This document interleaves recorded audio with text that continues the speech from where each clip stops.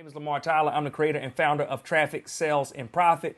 We help entrepreneurs do three things: drive more traffic, convert more sales, and grow the amount of profit in their businesses. And I'm glad that you are here today. We've been doing daily interviews, right, with some of the top subject matter experts across the country and really, right, like across our globe to help you with your sales and marketing to build a better business. The businesses that get through these trying times that we're in right now will be much stronger once they actually come out of this position. And you get stronger by actually educating yourself, by learning new skills, learning new pieces of your actual marketing puzzle so that you can begin to apply those and not just applying them when you come out of this, but actually applying them now. So if you're watching, do me a favor. I always ask folks when we first start a show that if you can hear me, you can see me, I need you to drop down to the comments, give me your name, where you're from. And if you have a business, share your business as well. You never know, somebody might need to connect with a business owner or a company just like yours. So your name, where you're from, your actual business, drop that down into the comments as we get going. I see we have people here watching already. And I want to share with you who we have today. This is the follow-up to a conversation we had during our Quick Cash Summit that we did for you guys. So I wanted to say, hey, you know, we did doing that. We bring them back on. We're bringing them back today. And today we're joined by Donnie Bryant. Donnie Bryant is direct response copywriter and marketing consultant. He has a proven history of doubling and tripling his clients' revenue with effective marketing strategy and compelling sales copy. Guys, without further ado, do me a favor and show some love as we bring on Mr. Donnie Bryant. Hey, Donnie, what's going on, man?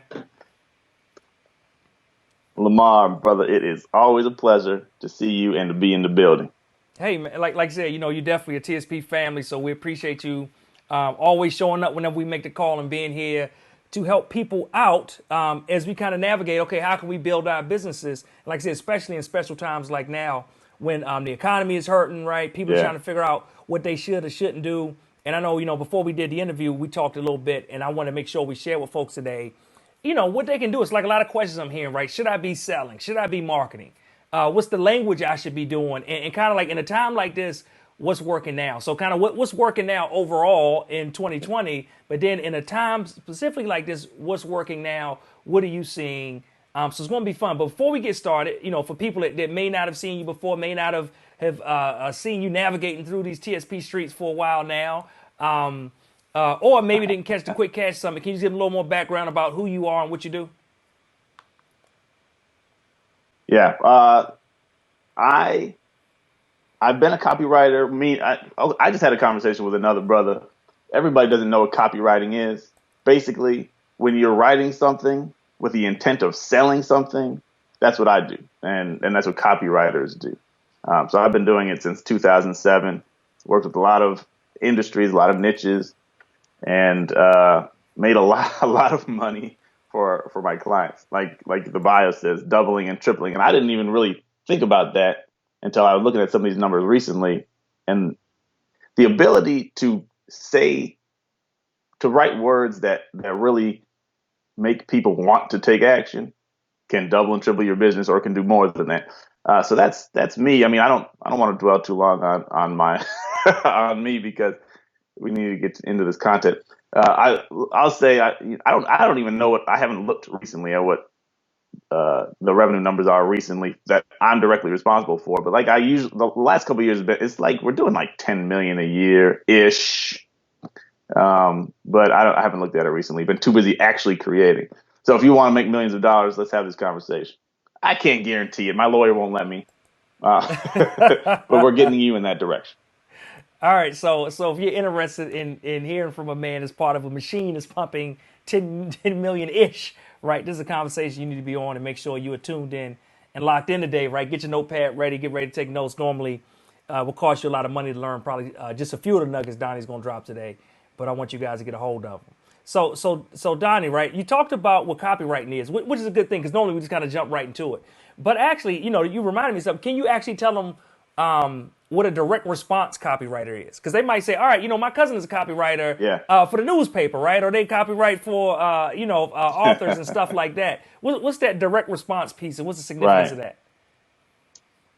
Yeah, direct response is basically we're trying to get the reader, or in this case, we could be viewers and listeners also. We're trying to get our audience to take action now. And usually the action we want them to take is to buy something. Sometimes, like, it's to opt into to sign up for your list, or it's to sign up for an event that you want to show up to. But ultimately, we're driving to creating cash. That's the action we want to do. So you can write a blog post that informs, educates, inspires. That's cool. Direct response is about getting the money. I love it. I love it. Hey, do me a favor. For everyone that's watching, right? If you're interested in that conversation part about getting to the money, drop a comment down below into the actual chat. As we kick this off, I see we got a lot of folks tuning in from all over the place as we get going. So, Donnie, you were on our Quick Cash Summit. And on the Quick Cash Summit, anybody missed it, you can catch the replay, www.quickcashsummit.com. And you were on the summit, and we talked about email, we talked about copy. So I want to talk about a little bit of that, and then make sure we advance the conversation forward a little bit. So we talked about, some of the biggest issues and problems you see a lot of times. People not emailing enough, people being afraid to email, people being afraid that I sent out to 1,000 people, 8 people told me they were unsubscribing. Now my world is falling apart. That type of thing as we do. But as from what you see right now, like what should we be doing? Like I said, it's in 2020, and I don't know if it's two questions in one, but in 2020, what we should be doing, but especially right now, it's a pandemic going on. How should we be communicating, especially if we want to generate sales at the end of it? Because everybody doesn't have the benefit to say, I'm not going to sell nothing for the next 2 months and I'll come back. I'll come back in the fall and sell something in, because some businesses won't be around if they take that approach. I don't have it. So for the people that need to do something, I think they need to generate. What do they do? Yeah. Even if you have $1 million cash sitting in the bank, you should not pull back now. It would be suicidal and irresponsible of you. The first thing I want to tell you is it's your job, it's your responsibility, notwithstanding the money. You need to get it. But you have to serve your audience. You don't get to act like a punk just because it's a pandemic out here. It's your job to serve your audience in the way that you came to this earth for a purpose. It's your job to do it. So don't act like times are different and you got to be different. Times are hard. You got to be better. And so I encourage you to sell as much as ever or more. They need it. And then the other thing that people really need and are responding to right now, I mentioned this on the Quick Cash Summit, is leadership. Meaning, I know how to help you through this in this particular field, or I can give you the merchandise, the product, the instruction you need to do this well right now. And if you bring confidence and clarity and help your audience, your customers, help them feel confident, help them have clarity and to feel in control of their situation a little bit more, even if it's just a little bit, you're going to influence them in a very powerful way. And I found make a whole lot of money. I just told Lamar before we hopped on, one of my clients, he went deep into leadership. He said, I'm not worried about what's happening right now at all. And here's how you can do the same thing. Here's how you can feel the same way. And the best month in the history of the company before last month was 25. We did 25% more than we've done in our best month ever, in the middle of coronavirus, in the middle of shutting down everything, in the middle of people are scared, because we were aggressively saying, I can help you. And that's the point. You're in your mind, you need to decide, I can help and I'm here to help. And that involves selling sometimes. So that's the first thing. All right. So the mindset of I'm going to serve and lead. So that part is good because, and I love how you started out, right? The whole, you don't get to be a punk right now. And that's one of the things I was even saying during the summit as we were talking. It's easy to project yourself as a leader when everything is going right? When all the money's going in and everybody got money, everybody got a job, everybody got a business, a side hustle, even if they pretend it's a main hustle, right? It's great then, but you find out who the real leaders are when things get a little bit sticky, when things get a little bit tough. So I love that fact that you don't get to be a punk. And what you said too has really been a lot of the approach that I've taken internally, right? And as I've been talking to people and colleagues and peers and everything, some of them can't understand everything we're doing because we've been giving away a lot of free stuff when we clearly could be selling a lot of stuff we give them. But that's my thing has been hey, I just got to get my people to safety. And I have all trust that when I get them to safety, right, I'll be all right on the back end of it, because I think in the time like this, people respect those people that showed them that they cared, that showed them the way, that showed them, how they can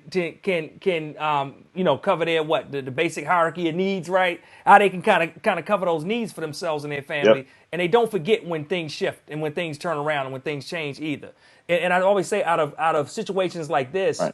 you see new thought leaders emerge. You see new people in the press emerge that you never saw before, but now that person is like locked in and they're on your TV every night. You see new businesses that you never heard of that Yep. fill a specific need in that time, but when the dust settles, like they're still standing there. So I love that, man. I love that. And confidence and clarity. So we talk about confidence Yeah. and clarity. If I'm communicating via email, right, and I'm trying to get a response out of people, how do I articulate confidence and clarity in my actual email marketing? Well, you have to, well, first of all, be confident, right? Know that what you're doing is high value, high quality, and can actually help. If you don't believe in what you're doing, it's going to come across. It probably will come across unless you're a great sociopath and a liar. But there's none of them in this group, so we won't worry about that.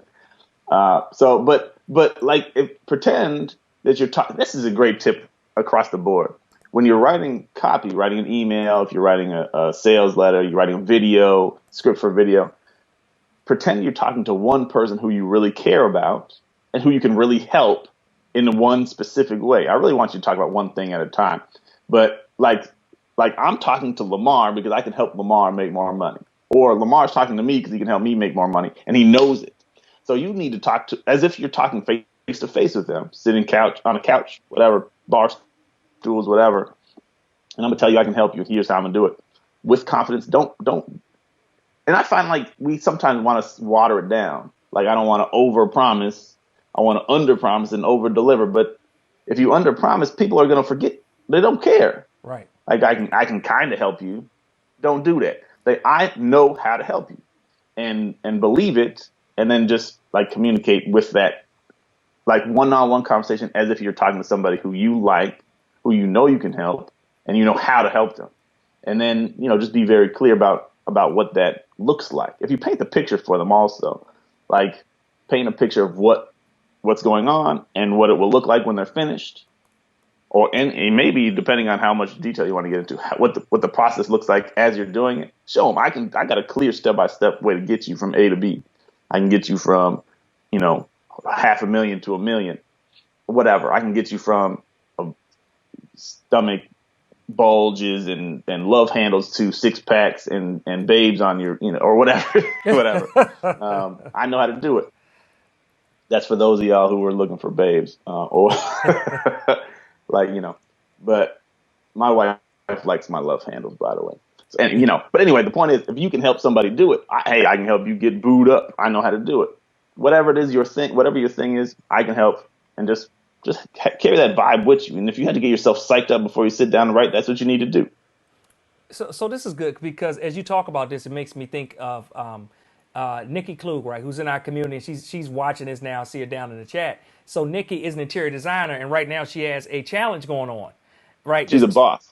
Yeah, exactly, right. She definitely is, and she's helping people transform their home office into this like high performance money space. So that's like exactly what you're talking about, right? Like I got a formula, I got a system, whatever it may be, to help your messy, cluttered, stinky, smelly home office or whatever, right? Go from this to this other place where I'm gonna get results. So it would be her articulating that through email, projecting confidence and clarity, right? I got my notes of what you've been saying. I hope all y'all got your notes too. I'm talking one-on-one to that person, not like I'm talking to everybody, but making that person feel like we're in a room having a one-on-one conversation, and then painting that picture from how they get from that junky, cluttered, crazy, tight office they're in now to the one of their dreams, or maybe it's not even in their dreams, but Nikki paints that picture. Would that be right? Yeah, that's exactly right. And she adds in, this is where the space where you can make money. Like the benefit is not just it looks cool in here. The benefit is here's where I can come my space to operate at peak productivity and peak profitability. And the benefits, you know what they are: body, bank, boo. Tell me how to get my body right, how to get my money right, how to get my relationships right. And when you do body, bank, and boo, you're instantly interesting and instantly interesting and instantly valuable because those are the things that we care about. Body, bank, and boo. All right. Make sure y'all get that down in the chat. I wanted to see y'all type that in the chat to make sure you retain that, right? Those three things, what those three Listen, things that I Donnie have I just haven't said. trademarked it yet, so don't steal Just it. put that down in the chat. Put a dash behind it in Lamar Tyler. That's all we need to do to get that on the record right quick. All right, so Yeah.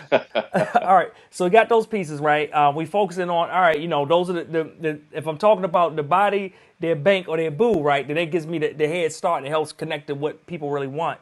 What else do they need to know, like I said, Yeah. about communicating people in this time? So if they're writing emails and they said, all right, you know what, Donnie told me to the Quick Cash Summit, I need to write more emails, no matter how many emails I'm writing, I need to write more. So what are some other things they Yeah. should know about specifically writing in this time?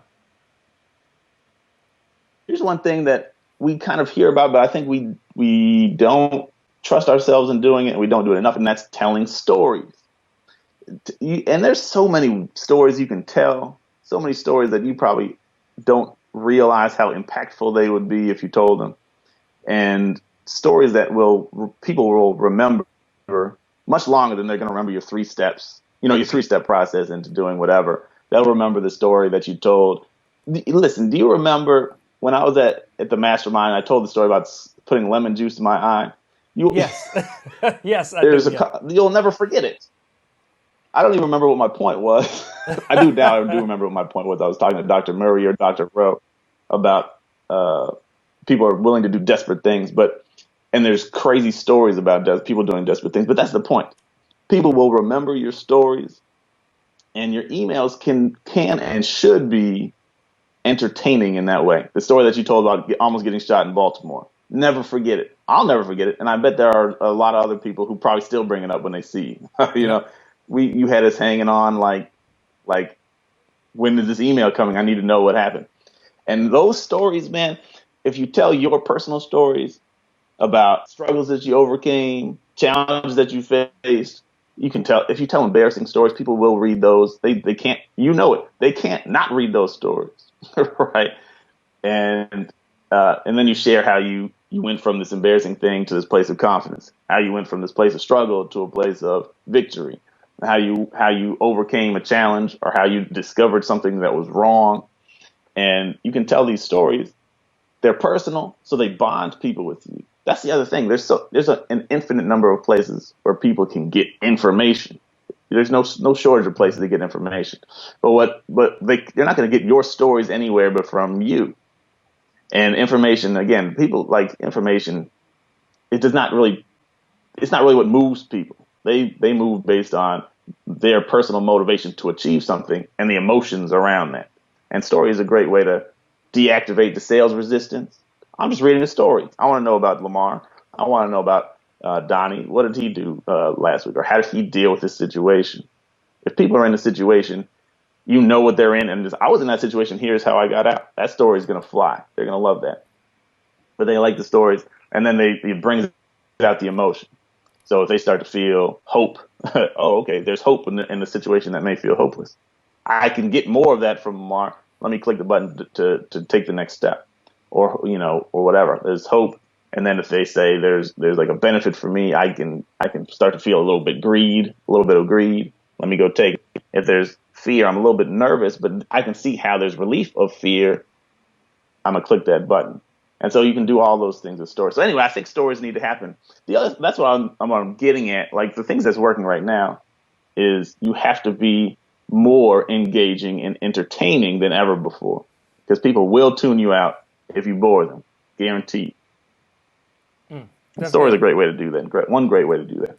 So I love that's one of the things I'm always telling the mastermind, because I'm always telling them, like, as it relates to selling, and I don't care whether it's products, whether it's services, you need to have a story attached to it.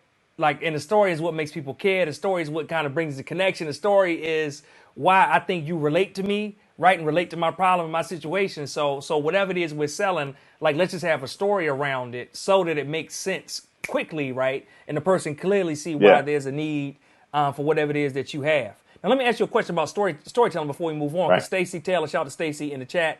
She said, I have a hard time with personal storytelling, right? She's trying to work on it. Any tips or techniques or specific kind of technical strategies you use for storytelling? You can you can always do. I have a friend who did such and such, and tell your stories as if somebody else did them. You could do that if you. But I mean, here's the thing. You like that? You have to realize that what you have, like, it will touch other people. People, I think Conrad said it. People are waiting for you. They're specifically waiting for you to show up. They're here waiting for you.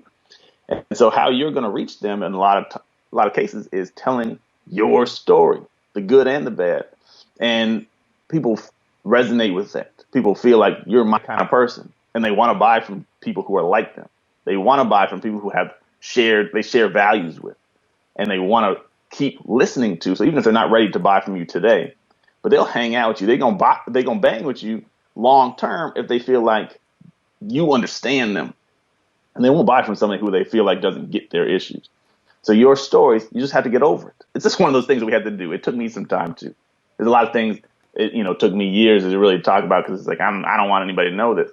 But when you begin to reveal those things, and you find that people, not only do they not like reject you, if it's a fear of rejection, I don't know, but it's not that they're not going to run away, they're not going to make fun of you, and they're not going to think less of you. What they're going to do is, the right people, they're going to bond to you like never before.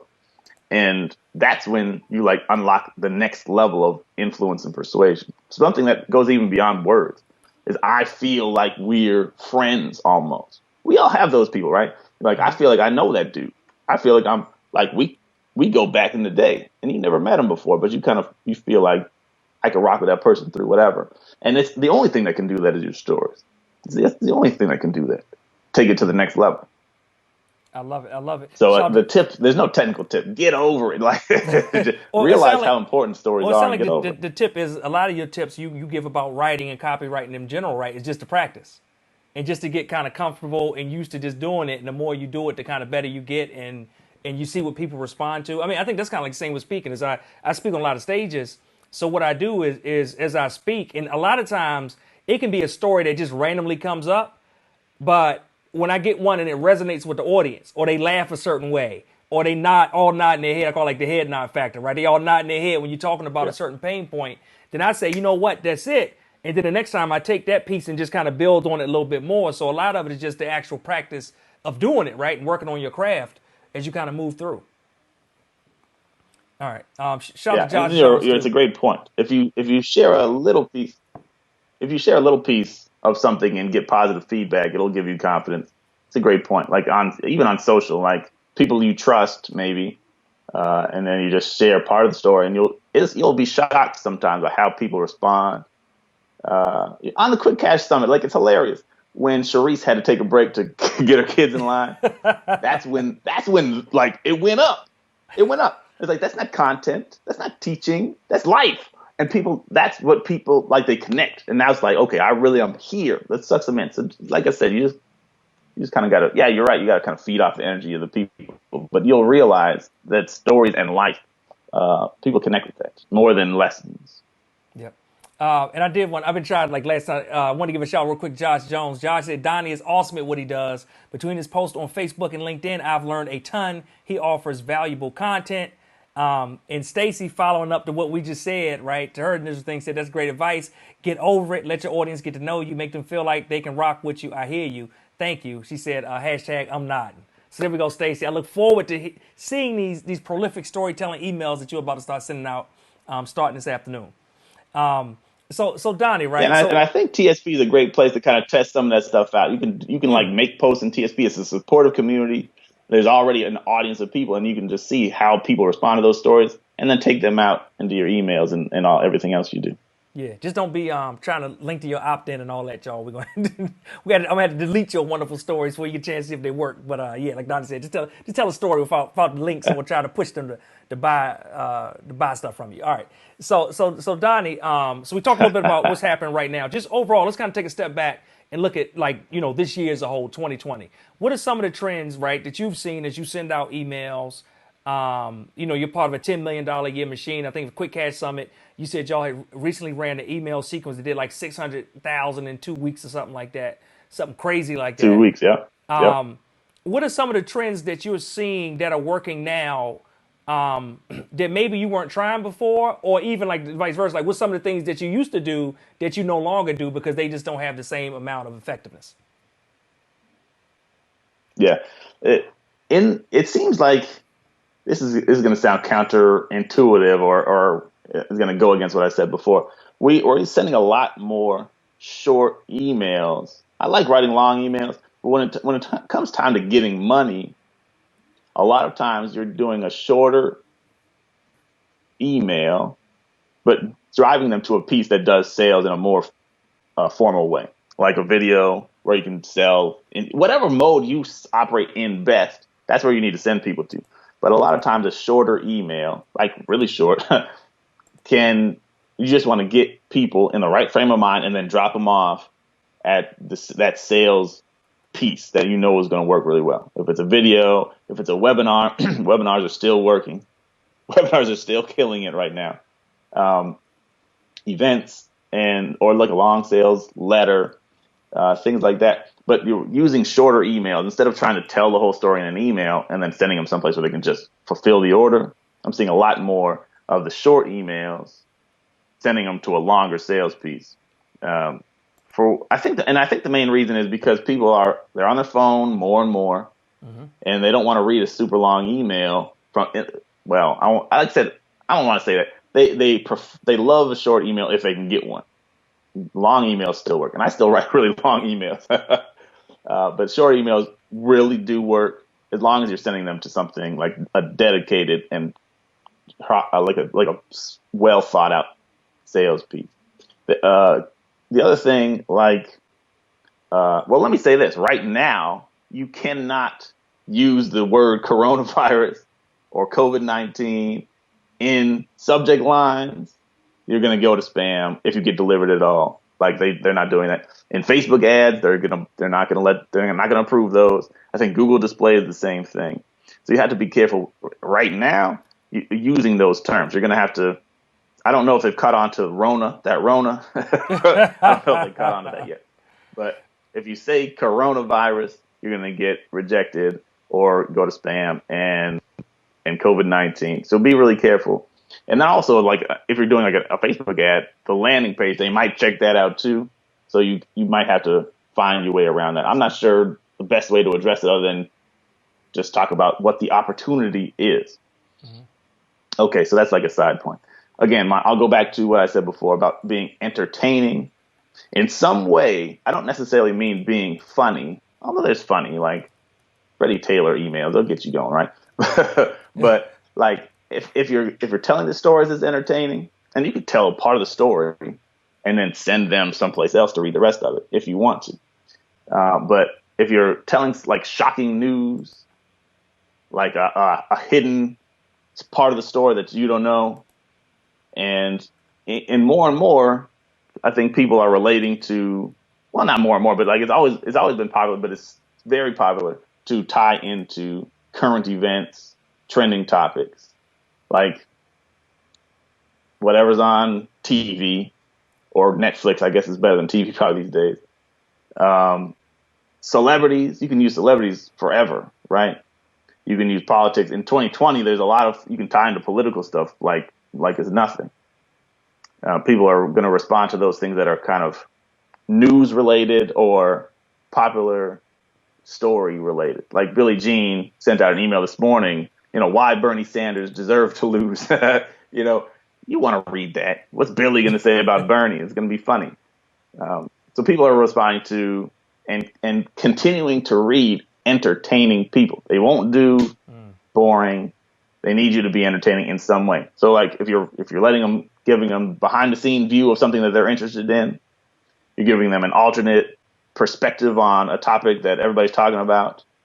Like I said, Freddie Taylor is like the man at that, right? He's going to take something and just make it saucy, right? He's just going to make it crazy. And yes, that's celebrities, trending topics, and you can relate to, everybody's watching Tiger King or whatever. You talk about whatever, everybody's talking about. Don't feel like everybody's talking about it, so I'm not going to talk about it. Just say, if everybody's talking about it, I'm going to tell the story that nobody's telling about. And so though entertaining, is very important. Short is working. Don't feel bad about writing longer, but just make sure it's very tight. Don't spend a lot of time like using extra words and hemming and hawing and stuff. Get to the point and keep the emotions high. And those are the things that when I'm writing, like I try to do all today, your first line should be something that like punches the reader right in the teeth and sucks them into a story or whatever. Because people tune out really quickly. So you need to start out with energy and maybe explain yourself later, but shock them or grab their attention right away. Because people are quick. There's so many other things they can look at, and they will. So don't give them that option. As soon as you get their attention, earn it. You got to earn it. All right. So that was great. So as you were talking about the shorter ones, right? And you mentioned it kind of in passing, but you mentioned like mobile devices, phones, and stuff like that. Since more people are, reading and pretty much doing everything, reading, scrolling, viewing from sales pages to emails to social, everything on their mobile devices. Have there been changes over time besides, shorter length emails that you make because of that or keeping that in mind? Are there changes with the subject lines because the subject line length is different on a phone versus, on desktop or images or any other things that you see kind of difference in?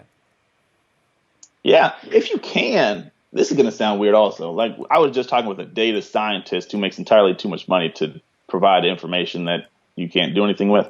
But he did a subject line breakdown of, it was dozens of subject lines sent to hundreds of thousands of people. And he found that, like, you want to try and get 4 words. Like, if you've got more than 4 words, don't quote me on this. Every list is different. Every audience is different. Every industry is probably a little different. And individual cases may differ. But in general, the shorter you can make an email, the better. Because people need, first of all, on mobile, like you've got probably at the most 40 characters. You shouldn't count on having more than 35 or 40 characters. Counting spaces, counting punctuation. So you got to cut out as many letters as you can. Make it as short as you can and get to the point very quickly. So you really need to be aware. But he said like 4 words, and every word in our case. He was with a client with a huge list. He said every word over 4 words takes like $500 out of the value of the email, something like this. So you had to just kind of test, but try to make your email subject lines shorter, and you can get all the juicy stuff once they open. But you got to grab the attention pretty quickly. If you're writing longer sales, no matter what, but try and put some of the powerful attention-getting words near the front. Don't put 17 things that you might want to consider about this big thing, but put the big thing closer to the beginning so people see it right away. There's also 1,000 emails that they got to scroll through, so you have to make sure they see the big important word. If it's 6-pack abs, or if it's divorce, or it's credit repair, whatever, you want to get that closer to the front. Yeah, it's important. So short. Yeah, to your point, shorter subject lines. That's what I've been hearing, trending towards shorter. I still write some long ones. You got to put juicy stuff in the subject line. Don't expect people to just give you, okay, I got an email, I'll open it. They're not going to do that. And you already know, if you look at your statistics, 70%, 80% of your people aren't opening. So you have to really convince them this is worth opening. So put a big promise, or put a big curiosity point, or put something shocking or whatever in the subject line so that they say, okay, there's something here for me. And be specific. Like, people try to be clever. Clever is okay, but really you need to make sure they know what's in the email for them. Or it's something they really want to know. I know a guy, I've told him, he never listens to me. It's like poetic. I never open emails from him. Because roses are red, violets are blue, I could not care about what's inside there. I don't care. Right? It's like 18 ways to make $1 million today. I don't believe that, but I want to know it just to see if there's something in there I can take and use. So, put a benefit. Let them know there's a reason that you should open this. There's something specific here for you that you want. But you got to do it fast. Formatting wise, I don't know. There's more and more videos being used too. So if you're not getting comfortable with video yet, you got to get comfortable with video. I'm still very far behind personally on video. My clients use it a lot. And we find video pretty much always is a mode that's going to bring you more money. You can still have options to do text and other things, but incorporate more and more video. People, it's hard to read the 1,000 words, 2,000, 4,000 words on your phone. But a video, you can just set it and it'll play. And even if you can't look at it, you can listen to it. And video is helping a lot. Okay, let me ask you this. So with emails, are you guys when you look at it, are you taking video images or GIFs, previews of videos, something like that, and putting them in emails, and then to get people to the actual video? Two-part question, right? That's one part. And the second one is like, what about images in emails? Is images in emails a no-go still? I know most direct response copywriters, right? All you see is going to be text only. Should we dabble in images at all? Like what if somebody watches like Lamar? My man on Fiverr made me the most amazing header at the top. Like, are we ditching those Fiverr headers and just going straight text? What are we doing, Donnie? Yeah, headers are going to depress response. In most cases, you need to hit them with text. I really have found you got to be careful not to overdo it, but images do work as long as they're meaningful images. Don't just put something in there because it's cute or just because you feel like you have to have something in there. But if you have, like, let's say you could do a beauty product, right? You have a picture. Don't put a picture probably of the product. Put a picture of somebody using the product or something, right? If you have exercise things, show the guns off. Show somebody with the guns. But you put that like further down. You got to open up with a big promise or big opportunity or whatever you're going to do, a weird story, and show the picture later on. So pictures, I don't put them in every email, especially when you're doing the really short ones, driving them to a sales piece. But if you want to add a little bit more detail, like here's why you need to understand that this is a totally new way of doing this, then you may have a picture in there. I just hate, if you have over formatted, like with the big header, all the from the desk of Donnie Bryant. It's weird, man. People don't write that way to other people. You might say, hey, this is Donnie, and I'm going to tell you 6 ways that you can, get your goatee to grow full and beautiful, like, because I can't do it. So that's a pain point for me. Here's how you do it. And then maybe you have a picture further down. But if you start out with a picture of a beard, I'm like, what is happening? I don't know what's happening. You got to get them with words. Yeah. So, I mean, I don't, like I said, I don't use them every time. I think though that they do help. And when I've looked, I remember a test that I did. So this wasn't in 2020, it was maybe a year ago, but we were just running A/B tests. And it was in financial. I do financial a lot. One had a chart in it, and one didn't. And we got like a 33% increase in orders with the one with the chart in it. It doesn't happen every time, but when you have a reason to use a meaningful image, you should totally use it. And I haven't found, if you do it responsibly, not like one image, it's not going to increase your spam rating. If you put 7 images in there, it's going to look much more spam. And Gmail or whoever's going to say, they're going to flag it. But if you use one and you got a lot of words, a good amount of words, it's still going to get delivered, regularly.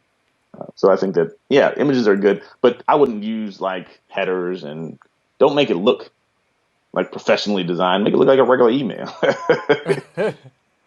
All right. Hey, I got a question in from Tasha LeRae. What's up, Tasha? Shout out to Tasha. Said, when it comes to creating content, do you brainstorm a list of topics to talk about in emails and then plan them out months or weeks in advance? Is that the approach they should take, or maybe like a shorter cycle in between? What would you kind of recommend for folks that are just diving into it? It's a great question. I think I never think more than a month ahead, just because so many things can change between now and then. Sometimes you can use stuff over a longer period of time if it's not tied to anything in the news or tied to anything celebrity-wise or tied to anything that's like currently happening. If it's just, here's why oregano is good for your blood pressure or whatever, you can write that anytime. But I usually try, because I like to keep timely if possible. So I usually will write, whatever group of emails, 7 or 10 or whatever, in like 2 weeks ahead. if I'm doing like a big promo. I like to write as close to the time they're rolling out as possible. But yeah, so I brainstorm and strategize because I also think in series, and you kind of should think about this too. Don't think of like I'm going to send one email and it's going to solve all my problems. You're going to send an email, 3 emails this week, and what do you want to accomplish this week with those 3 emails?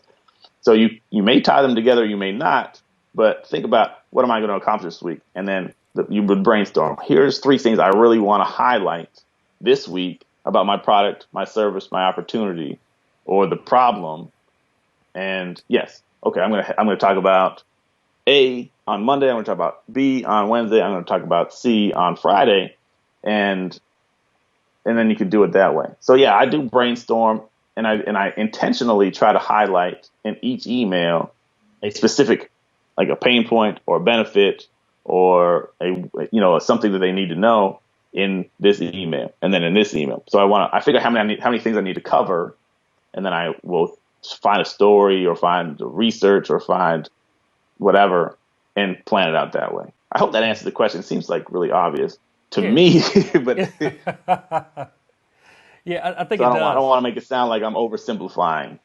No, I think it does. And that also reminds me of a comment I saw a little while ago too from Chef Nina. Shout out to Chef Nina. Chef Nina said that she already has like 3 or 4 new email ideas. But a little while back, you mentioned one of the ways of storytelling you can do behind the scenes.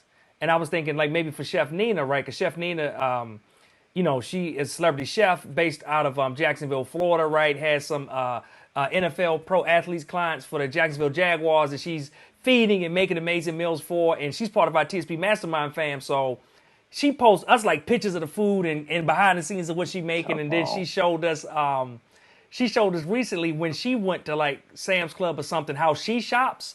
And I was thinking as you were talking, like that would be a great behind the scenes of like how a celebrity chef shops, right? Or like these are the things that I pick up, but these are the staples that I pick up to make X amount of meals for. Or even Donnie, I was thinking too, and let me know what you think about this.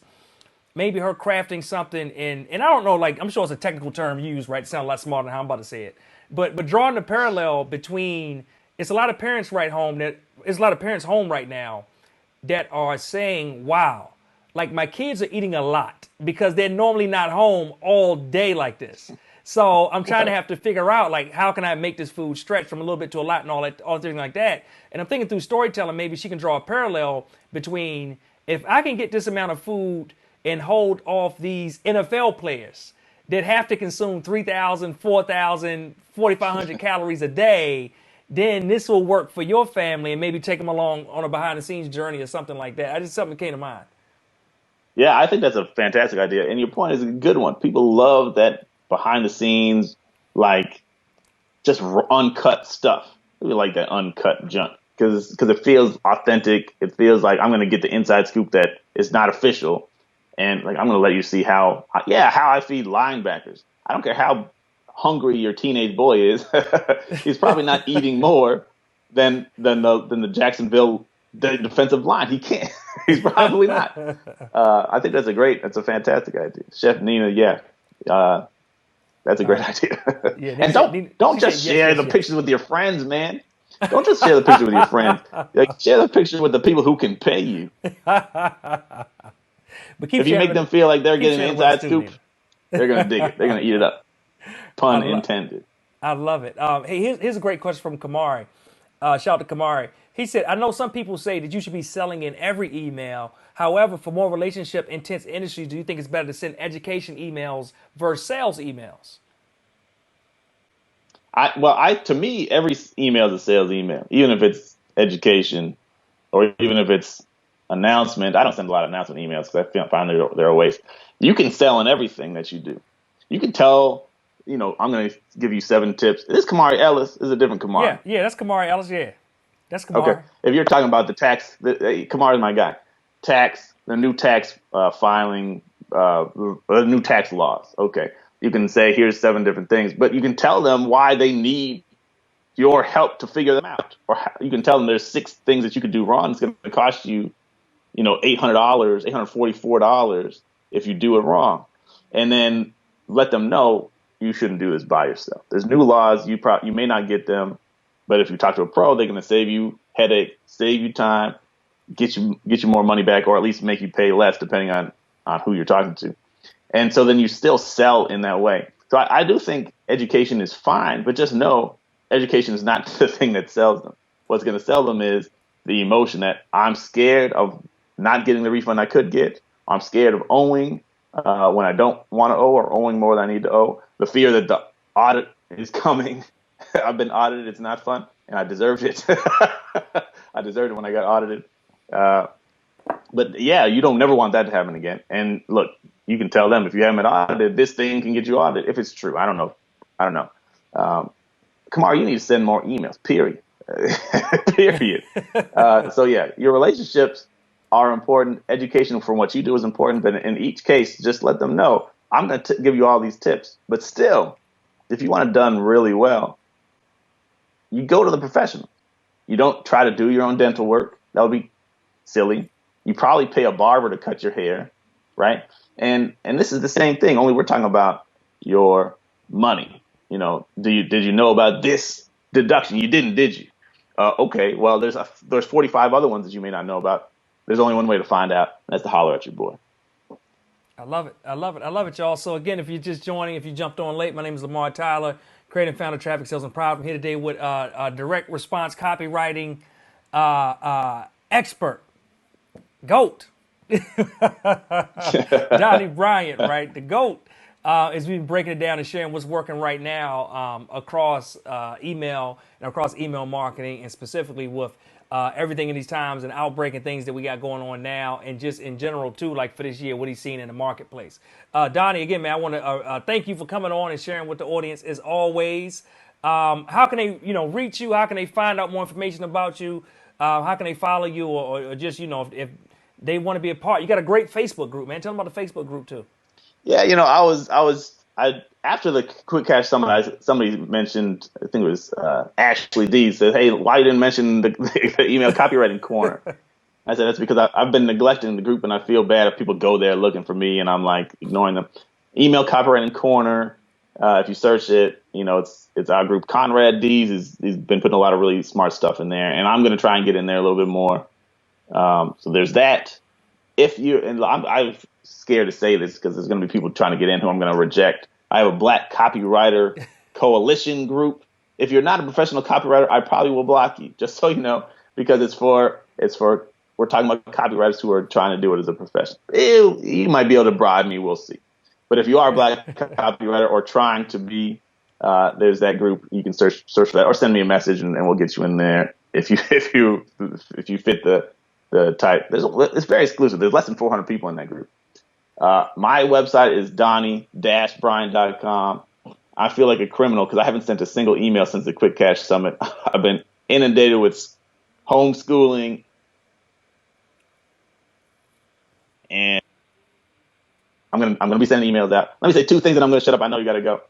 When you're sending emails, try, if you can, to bring something new to your readers. Like if you were talking about something old, find something new about it, or find a new term to call it, because people are responding to new stuff right now. You say this is a brand new way of doing this, or you can say it's super ancient, like a new twist on something ancient. But don't let them think that it's something they've seen before, heard before. It's got to be new. And then they really want something that's safe. If you can help them feel like you're reducing their risk, you're reducing their exposure to danger, big guarantees or whatever. Safety is important for people right now as well. So new and safe are important things to highlight. Your offer can be old as dirt, but you need to put a new spin on it so people will not feel like they've seen it before. Because they'll oftentimes ignore something they feel like they already understand and know about. Awesome, guys. And for those of you folks who are asking down in the comments, I just dropped a link down so you can easily access the email copywriting corner. So I dropped the link down to that. Make sure you go in there. If Donnie's not posting enough in there, get on him, just like the way he got on Kamari about not sending enough emails. Say, man, you ain't doing enough status updates. Kamari knows I love him. He knows I love him, and he knows I'm right. All right, man. So, Donnie, again, thank you for showing up as always, man, pointing to the TSP community. We appreciate you. Appreciate you and everybody in the group, too. Hey, let's go get this money. If it ain't about the money, Puff, I just don't care. There we go, y'all. You heard it there, right? And that is a great way to close out today's topic, today's interview, right? We talked about what's working in email and direct response copywriting across email marketing right now. Hey, this means nothing again, y'all, if you do not apply it. So make sure I want you to send out an email next 24 hours. It could be now, it could be tonight, it could be tomorrow morning, whenever. Just send out your next email next 24 hours. Apply some of the things Donnie talked about.